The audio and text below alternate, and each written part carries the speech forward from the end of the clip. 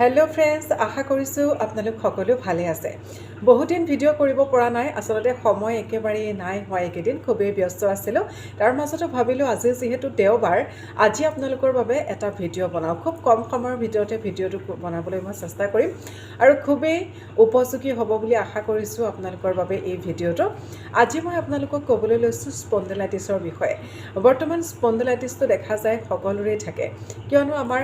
জীৱনটো এনেকুৱা হৈ গৈছে আমাৰ কৰ্মব্যস্ততা এনেকুৱা যে আমি মোবাইলত কাম কৰিব লাগে ল্যাপটপত কাম কৰিব লাগে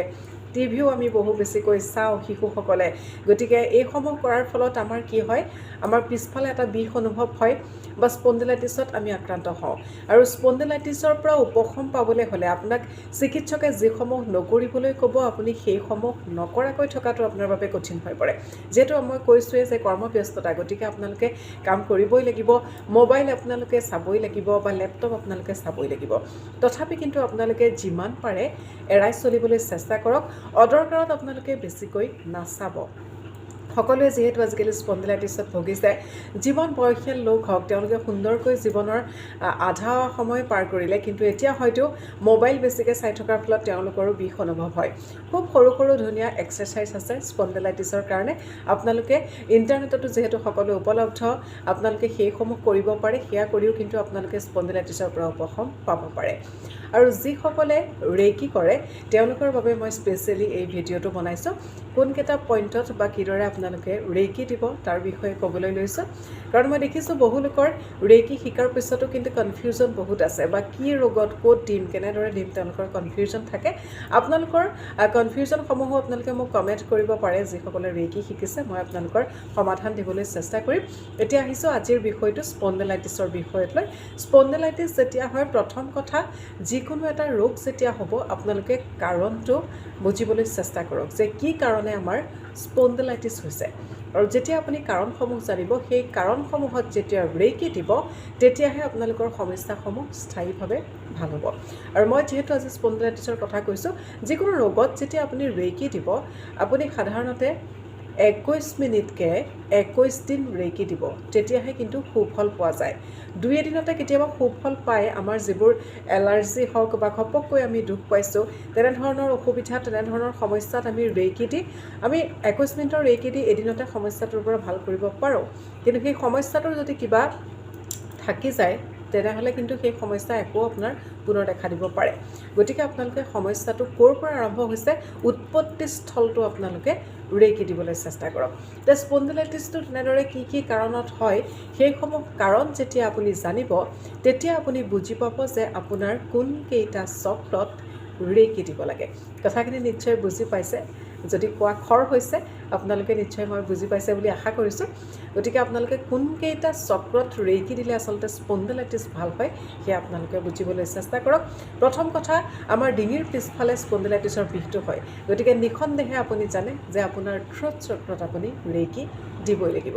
আমাৰ যেটো ডিঙি বিশুদ্ধ চক্ৰ বুলি কোৱা হয় ইয়াক থ্ৰোট চক্ৰ বুলি কোৱা হয় গতিকে থ্ৰোট চক্ৰত আপুনি ৰেকি দিব থ্ৰোট চক্ৰত যেতিয়া ৰেকি দিব থ্ৰোট চক্ৰৰ ফ্ৰন্ট আৰু বেক আগফাল পিছফাল দুয়োটা দিব লাগিব গতিকে আপুনি এইদৰে ধৰি আপুনি ৰেকি দিব 10 মিনিট মিনিমাম আপুনি ৰেকি দিব আপোনাৰ থ্ৰোট চক্ৰত তাৰ পিছত আপুনি দিব আপোনাৰ হাৰ্ট চক্ৰ অনাহত চক্ৰ হাৰ্ট চক্ৰত যেতিয়া আপুনি দিব এখন হাত এইদলে আগফালে ৰাখিব এখন হাত আপুনি ৰাখিব পিছফালে হাৰ্ট চক্ৰ ফ্ৰন্ট আৰু বেক গতিকে এইদৰে কৰিব তাৰ পিছৰ যেটো চক্ৰ 3 নম্বৰতে আপোনালোকে কৰিব লগা চক্ৰটো হৈছে মূলাধাৰ চক্ৰ ৰুট চক্ৰটোৱে যেহেতু আমাৰ সকলো সমস্যাৰ সমাধান বুলি কোৱা হয় আপোনাৰ জীৱনৰ যিসমূহ হতাশা ষ্ট্ৰেছ আপোনাৰ যি চিন্তা থাকে সকলোবোৰ ৰুট চক্ৰত জমা হৈ থাকে গতিকে আপুনি ৰুট চক্ৰত ৰেকি দিব লাগিব ৰুট চক্ৰত আপুনি 10 মিনিট ৰেকি দিয়ক এদৰে 10 মিনিটকে আপুনি ৰেকি দিয়ক ৰুট চক্ৰত আপুনি হাত দুখন থৈ তাৰ ওপৰত বহি থাকিলেও হ'ল অথবা আপুনি শুই ৰেকি দিব পাৰে ৰুট চক্ৰত এদৰে কৰক স্পন্ডিলাইটিছ নিশ্চয় ভাল হ'ব ইয়াৰ লগতে যিসকলে ৰেকি শিকিছে তেওঁলোকে 20 মন্ত্ৰৰ কথা জানে গতিকে যেটো সময়ত আপুনি ৰেকি দিব থ্ৰোট চক্ৰ হাৰ্ট চক্ৰ ৰুট চক্ৰ যেতিয়া ৰেকি দিব ৰেকি দি থকাৰ সময়তে যদি আপুনি হম বীজ মন্ত্ৰটো ক'ব পাৰে তেনেহ'লে খুব সুফল আপুনি লাভ কৰিব। গতিকে এইদৰে যেতিয়া আপুনি ৰেকি দি যাব আপুনি লগতে কৈ যাওক যে বীজ মন্ত্ৰ হাম, আপুনি সেইদৰে কৈ যাওক আৰু বিশুদ্ধ চক্ৰৰ বীজ মন্ত্ৰ যিহেতু হাম, গতিকে কৈ চাওক, নিশ্চয় সুফল লাভ কৰিব।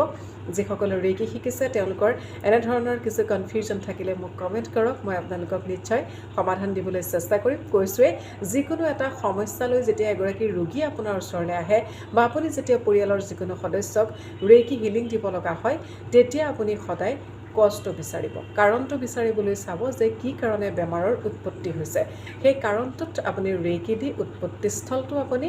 নিৰ্মূল কৰিবলৈ চেষ্টা কৰক, তেতিয়া নিশ্চয় ৰোগৰ পৰা উপশম পাব। গতিকে আজি সকলোৰে হোৱা স্পণ্ডিলাইটিছৰ কথা ক'লোঁ। আশা কৰোঁ আপোনালোকে ভিডিঅ'টি চাই উপকৃত হৈছে আৰু এইদৰে ৰেকি কৰি চাওক, নিশ্চয় সুফল লাভ কৰিব। আৰু মই